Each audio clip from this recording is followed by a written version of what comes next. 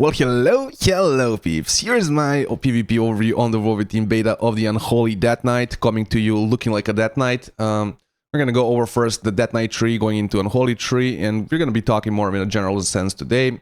Moving then into the hero talents, just because I think to talk about the hero talents, I think it's more worthwhile that we kind of talk about the Unholy tree first, and I think to kind of show the kind of, I guess, issues with one of the hero talents or the counterintuitiveness that kind of exists within it. It's just going to be better if we talk about the Unholy side of the things first. So, on the Deathknight side, just amazing. I feel like, let's first say, I think this is one of the best class trees in my opinion.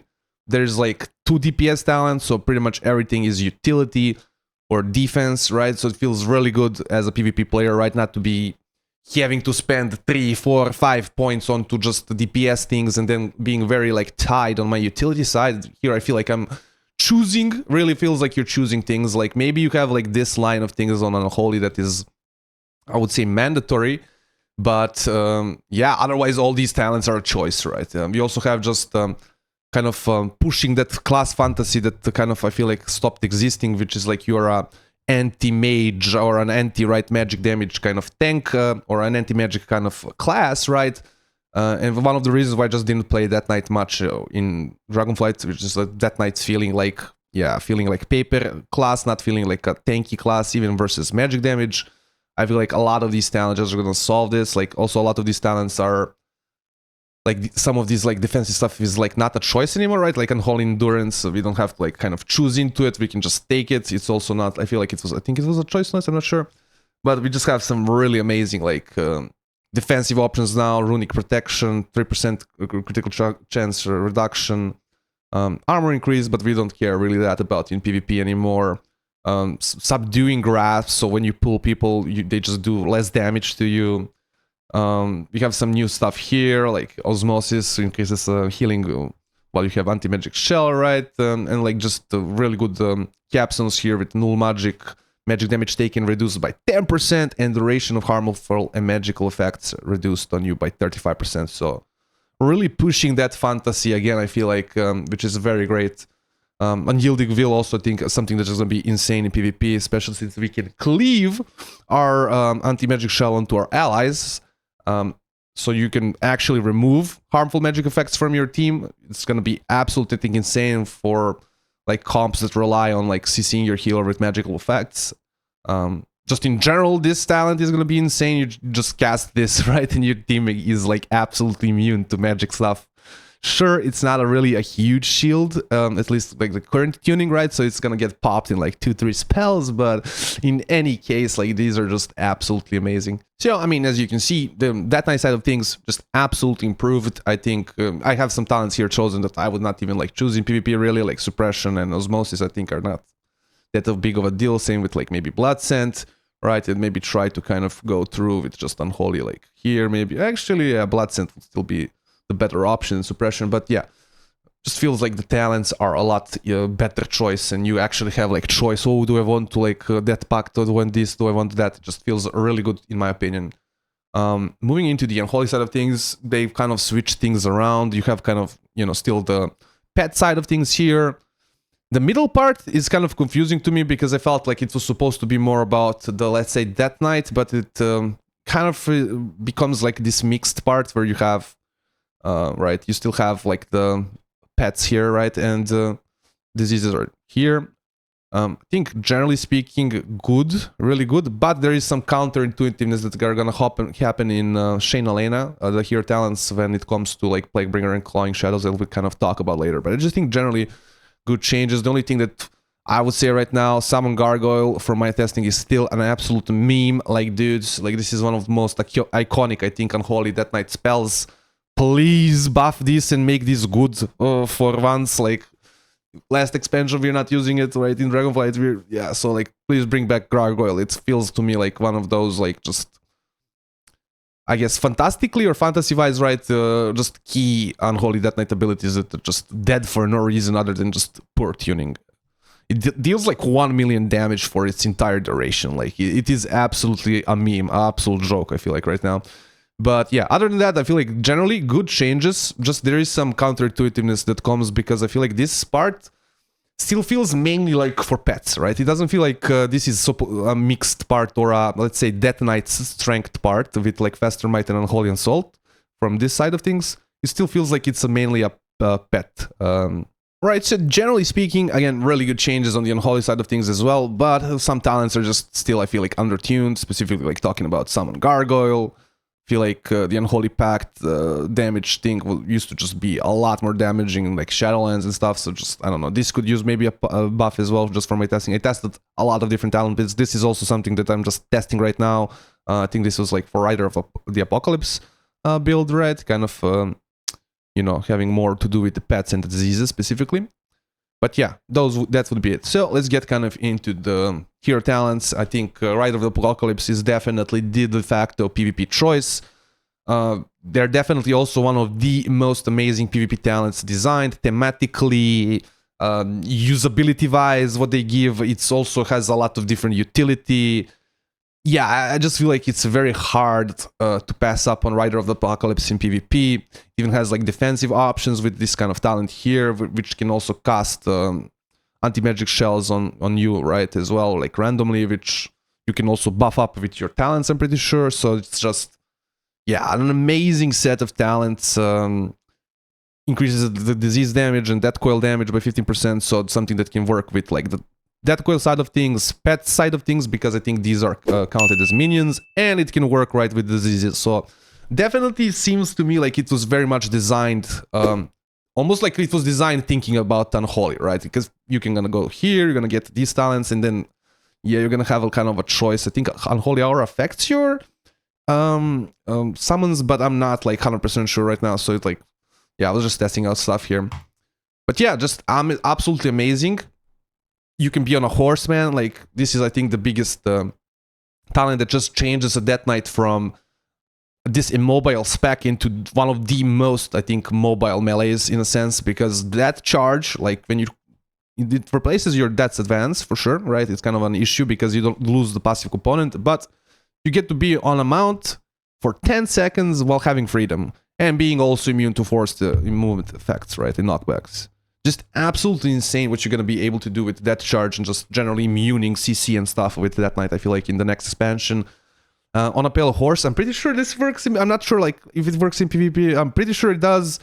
Definitely it's going to work in BGs. Like, it should definitely be allowed to work in BGs, in my opinion. So this is going to be extra fun. You're going to be, while being able to use this talent, you're going to be one of the most mobile specs, period, right? You're never... mounting, you're just going to be moving across the map constantly at high speeds. Again, I'm not sure how this is going to work because in PvP, because you have BG Blitz, and in BG Blitz your mounts are just insanely fast, right? So yeah, I'm not sure how this is exactly going to work because it's been kind of hard to get into a game going, but yeah. Definitely just an amazing set of talents. We have defensive options, they have aggressive options, they have utility with all the different little... not the little, but yeah, all the little summons. I guess I'm gonna call them little, right? Morgraine has that of Decay on its location, right? Whitemane has this damage, it's just kind of a damage thing. Trollbane slowing everybody, increasing your damage, right? It's just absolutely amazing. Now, moving into Shayna Lane, unfortunately, it is a little bit underwhelming when you're just comparing it to Rider of the Apocalypse. I feel like... The movement speed part is really what makes it, like, separates it. Like, this just doesn't have as good of, I feel like, talent for mobility. It is definitely the more tanky option because it is shared with Blood, and it also just has a lot more, right, talents that deal with tanking, like this here, another talent here. That is absolutely gonna be amazing if you're, like, actually squishy, which I find, like, hard to believe that Knight's gonna be squishy in the next expansion. But if you're squishy, then just running Shayna Lane with, like, Bloody Fortitude and, like, generally these talents, Vampiric Strike heals you a lot, like 5% on a Death Knight is gonna be quite a big amount, and counting that it is kind of you get to spam this ability when you do Dark Transformation, right? You're just gonna be healing like 50% of your HP, 60% of your HP every time you're using your burst cooldowns. So just absolutely, I think, not maybe overpowered, right? But yeah, definitely it seems a lot better defensive-wise than Rider of the Apocalypse. The problem with it, I feel like, is this Infliction of Sorrow talent. So the way this Vampiric Strike deals damage is, right, if you go for Clawing Shadows, it's just gonna do a lot of more damage baseline the ability, especially since you have this part here, which increases your shadow damage by 5% from your Scourge Strikes and 400% effectiveness on your Vampiric Strikes, so meaning it has 20% damage increase on your Vampiric Strikes. So that's why this is a little bit counterintuitive. This talent kind of wants you to go for disease damage, and it has like a lot of damage when you go for diseases kind of style build. This will do like 4 million damage total in that kind of burst window, so it does a lot of damage. But if you go for a Clawing Shadows, it just does like half the damage. So that's why I say it's kind of counterintuitive. You either go for really big Vampiric Strikes, or you go for big Infliction of Sorrow damage. The other part is that it only works with kind of Virulent Plague part, which kind of counterintuitive to me if you want to go for disease damage. I feel like maybe they should just balance it out with working like with all of the diseases, but that's my take at least on it. The other part is in PvP, this is going to be lackluster if it's just going to be dispellable, right? If they can just dispel your stacked up Virulent Plague, which is obviously going to happen. I mean, I'm assuming that's going to happen. That's why I say it's lackluster in PvP, right? Yeah, it's not going to work. It's not going to be very fun trying to use this talent. So you're going to go for, I guess, Clawing Shadows in PvP. But then, again, I feel like this talent then becomes kind of dead while it's actually something that actually does really good damage and feels actually good to play with on a target dummy. But in PvP, I feel like it's going to be a little bit lackluster. Saint Helene also kind of feels weird to build because of, I guess, this talent mainly, right? Not just that talent, but yeah, if you want to go for diseases, then you only works with one disease, or it also works with Blood Plague right now, but I think that's because it's just bugged because it's shared with blood, right? So kind of just confusing when you just like look at these, look at the actual Unholy talents. You're like, where do I actually want to go? It doesn't really work with pets. It doesn't have like much pet stuff, so you're like, do I want to go pets? Not really. Diseases, okay, but then it doesn't really work with all of your diseases and stuff, so that kind of feels weird as well. And yeah, this middle part definitely feels more disease-based than it is for, kind of the Deathknight strength, or just, the strength of Clawing Shadows and whatnot. Like, we don't have any kind of capstone or talent that I feel like really increases our Clawing Shadow damage. Like, Unholy Assault is a nice cooldown, but like, I feel like something more consistent would be preferred, right? But don't get me wrong, Saint Helene is going to be definitely strong for probably some situations. Defensively, it is just superior. Yeah, there's not much to say about that. Like, yeah, it just has more talents to do with tankiness. It has passive healing, which is absolutely busted in PvP always, right? Yeah, and on your on your offensive cooldowns, you basically have kind of a pseudo defensive cooldown. You're gonna heal like 50% of your HP, so definitely good. The single target component also just feels really amazing of this build of Saint Helene. Rider of Apocalypse definitely deals a little bit more damage when you're just hitting the dummies cleaving, right? Because of the diseases and increased damage to death coils. But Saint Helene also feels like it has a place. To me, just feel like this talent needs to be kind of looked at how it's going to function in PvP, in my opinion, and in general how it functions, because working only with Virulent Plague feels very weird to me. Like, reduce the damage of it and have it work with all of your plagues. I guess then it's going to have a little bit less scaling, but yeah, that's my take on it. Let's take a look at the tier set now. Definitely something that works more, I think, with, again, Rider of Apocalypse. Your minion deal 8% increased damage, and when you summon a minion, your haste is increased by 2% up to 8%. So when you just summon all your horsemen with Army of the Dead, right, or Abomination, is gonna be absolutely, right, insane with Rider of the Apocalypse. Again, definitely it seems like Rider of the Apocalypse is gonna be the choice right now. Now, moving into some gameplay tests, doing Rider of the Apocalypse first, definitely gonna do a lot of cleave damage with your disease and death coils. But one thing is that I feel like is they have not fixed with Unholy, that is just the cooldowns. You have a lot of cooldowns, and none of them are off the global, basically. Right now, they removed the Empower Rune Weapon, but the Empower Rune Weapon was, like, off the global, so it's like, whatever, right? They really have not helped it in that way, especially since I could also take Summon Gargle, and then I'm just like, summon this, empower this, do this, and then finally I'm starting to do my rotation, right? Oh, I forgot to say, Abomination Limb, right? So definitely in that regard, they need to look at something. My take, make Unholy Blight or Dark Transformation off the global cooldown. Especially Dark Transformation does not feel good to press as a button by its own. Yeah, it just does not ever feel good to press to me. Maybe they're worried for Saint Lane to do something like that, but then make Unholy Blight off the global cooldown. Alright. Sure, it might get stacked then with Dark Transformation, but on like a macro and whatever, but it's just feels really bad when you just have to do this, pull them together, then do this, then transform, then finally I'm festering, striking, apocalypsing, right, and doing my like kind of standard damage, right, whatever. That just feels not really good to me to kind of play, but other than that, yeah, you're just gonna do a lot of nasty AoE damage with Rider of the Apocalypse, because your diseases are like your main source of damage, and your death coils are like the secondary or like your other main source of damage, however you want to say it, right? So it just cleaves, this build just cleaves a freaking ton. It becomes kind of more about the uptake of your diseases, right, and less about your blowing up the festering wounds. Of course, in PvP you want to blow them up to get your necrotic wound stacks. And this is what I'm saying, like now I'm pressing like Dark Transformation, especially in this build also there's like no interaction, so it just feels absolutely bad to click to me, at least. But yeah, you do a lot of freaking damage with your diseases. They're basically one of your main sources. Death coils are, yeah, actually death coils are basically your main source, but yeah, definitely gonna be very fun in PvP, especially in the new solo RPGs. And moving into Saint Lane, definitely gonna do a little bit less of cleave damage, because it just does less death coil damage and less disease damage, but its single target is, I feel like, nothing to scoff at. I think it actually does, as kind of the current tunings are, or whatever the builds that I was maybe trying out, definitely deals a little bit more single target damage in those situations. Again, still has the same kind of issue, right? You're popping all your cooldowns, right? You're slowly popping all your freaking cooldowns, right? And then you finally do Dark Transformation, with which you can start your big spams of just spamming Vampiric Strike. I also feel like that NDK is kind of important to this build as well, which kind of is, right, scuffed in PvP if you're gonna go for it. But right, you stack, you explode, then your diseases, right, then you have to kind of reapply them.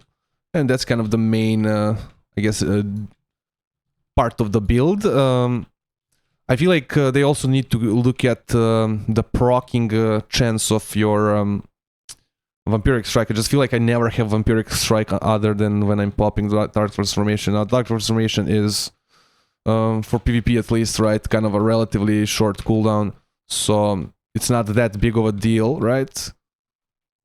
But yeah, I feel like it's, again, they definitely need to look at the cooldowns, and they definitely need to look at this proccing when you're not in your Dark Transformation cooldown. Just like feels like you never really get it.